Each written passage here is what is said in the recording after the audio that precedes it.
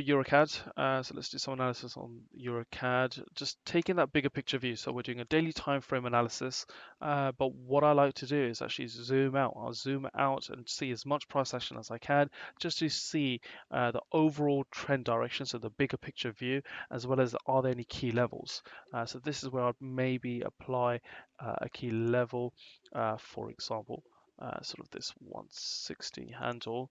Seems to be respected a number of times. Has previously been respected. That's back way in 2010, and recently been respected. If I just move this down in 2016, and now we're seeing 2018 again respected. We did have a slight false break above, but back below that level now. So now if I just zoom back in, do I have a trend line in place also? Could I apply a trend line in place? So looking at the lowest low from this point, so I'll be looking at this point, this region here, and I may apply a trend line also. So even though we've hit a strong resistance level, but we also may be able to apply a trend line such as this. Yep. So I would definitely fit my trend line to incorporate all of price action. Sometimes, most of the time, my trend lines are placed to the extremes. That's including the highs and the lows, so the wicks, not just the close of the candle. But in some cases, if I have a 3 touch and I can see this as a potential false breakout, I'm more than happy to do that as well. Okay, so we have an uptrend line taking place. We do have sort of a high, that's your higher low, and then new high, then that's your higher low, and now we have an equal high taking place at this point over here. So a lot of hesitation around the 160 handle. Okay, so zooming in, now I'm going to analyze from where I see the most recent trend beginning, or the previous trend start finishing. And that's where I start to look at the market condition, the health of the market. So now we're sort of analyzing from 2nd of March, maybe sort of a March period. Yep, so 2nd of March, sort of this downtrend is what I'm interested in. So looking at price action is what I'm going to do at this point here. Okay, so if I just bring this down a little bit. Okay, so let me just use a tool here. So, okay, so all the way through, we've seen a series of higher highs and higher lows, reaching up to sort of the 160 handle. So there's a high, a false break up, and then a break lower. So I'll start from sort of, you got that high, you got this low. This goes on to make almost an equal high, to be fair, just a slight false break above, so almost a double top formation maybe. But this low, the most recent low, just stops at this point over here. So still, even though we have an equal high, we still have a higher low. But then we go on to actually form a lower high. So that's your lower high, and then we have the break through this previous low. And this previous low is quite important. That's the level we've seen the breakthrough. So we've had the breakthrough this level here. You can see how price action came back to retest this handle in this region here. Went down to this low, another retest back to this region. Didn't really respect that previous low, this previous resistance level, but it's respected a round number. So another 157 handle there, respected. And then we have the continuation move to the downside. And that's a very strong sell-off. So all the way through, there's no green bullish candles.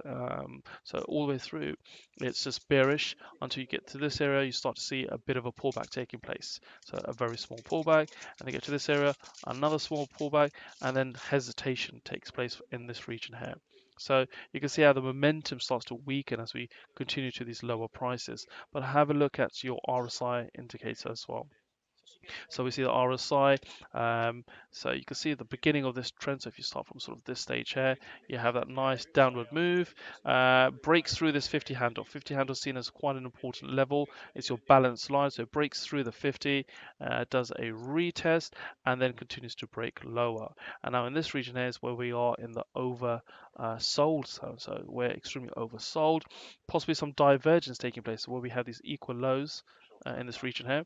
We have higher lows being formed as well. So that's our first indication of a potential retracement taking place, not just a pullback where we've had pullbacks in this region, pullbacks in this region. Now this is where we're looking for a larger retracement before we have the continuation. The overview is, yes, this is a long-term downtrend. So overview is we have a long-term downtrend.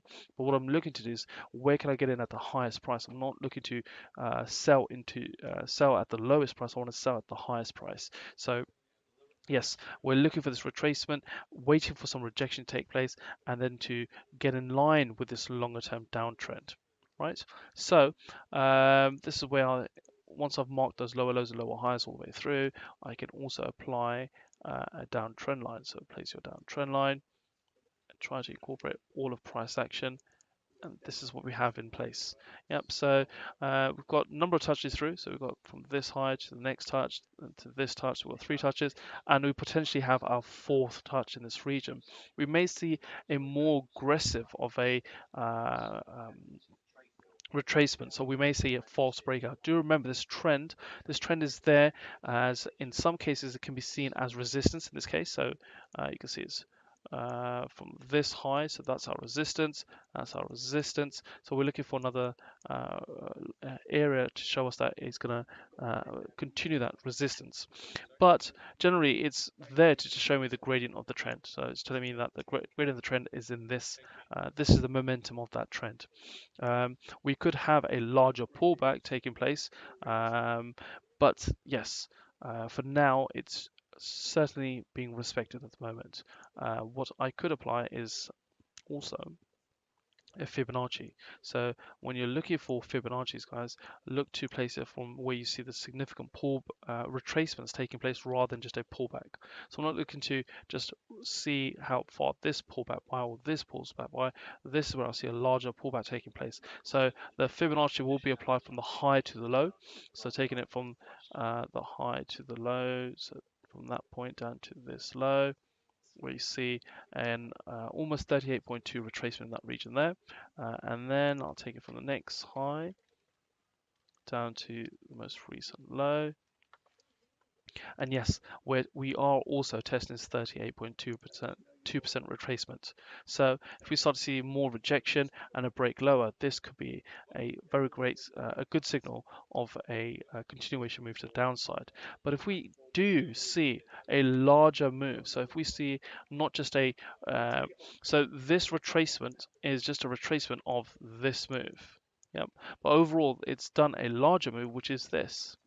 Therefore, the retracement can be of this entire move, where we could see a larger move taking place. So therefore, if I'm looking for a larger move to take place and it breaks through this trend line, I will take the Fibonacci from the highest high to the lowest low to show me how far could that pullback take place.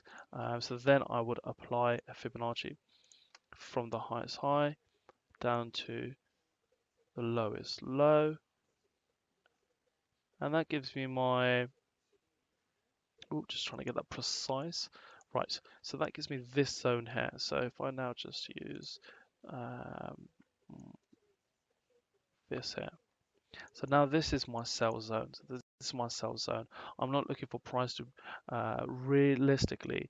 I'm still looking for a short up to this point over here. So this 61.8% of this move is up to this region here. So if we do go to break through these levels here, that's where I could say, okay, yeah, we're more than likely to continue a longer term uptrend. Possibly retest back to the 160 or even back to these previous highs and even further potentially. But this will be for now my sell zone. But on the shorter term, I would apply that secondary